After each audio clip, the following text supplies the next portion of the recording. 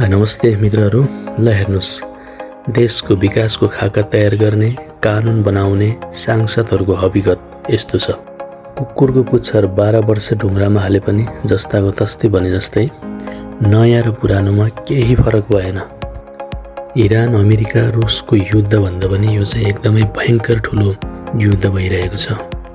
सांसद जस्तो गरिमामय पदमा बसेर यस्तो अमर्यादित कार्य गर्ने अनि यिनीहरूले बनाएको नियम कानुन हामी सर्वसाधारण जनताले मानिदिनु पर्ने। पुरानै थिति, पुरानै सोच र पुरानै नीति भएका यस्ता अराजकहरूले देशलाई कहिले पनि अगाडि बढ्न दिँदैन। विकासको बारेमा कुरा गर्नु, परियोजनाको बारेमा कुरा गर्नु, देशलाई कसरी समृद्ध बनाउन सकिन्छ भन्ने बारेमा चर्चा परिचर्चा गर्नु, संसद जस्तो गरिमामय ठाउँभित्र एउटा पशुको जस्तो व्यवहार गरेको छ। अन्तर्राष्ट्रिय बेइज्जत गरेको छ यिनीहरूले।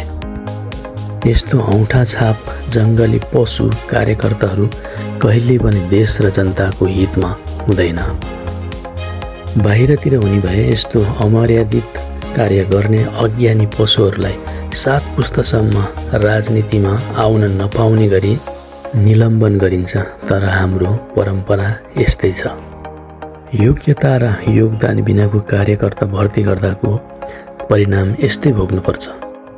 देश बनाउन पढेर बुझेर योग्य भएर योजना लिएर आएका महावीर पनि त्यही हुनुहुन्छ। तर यी ढुङ्गा मुढा गरेर आएकाहरूको व्यवहार ल हेर्नुहोस् यस्तो छ। अब तपाईँ हाम्रो अमूल्य मतको के आशा, के भरोसा?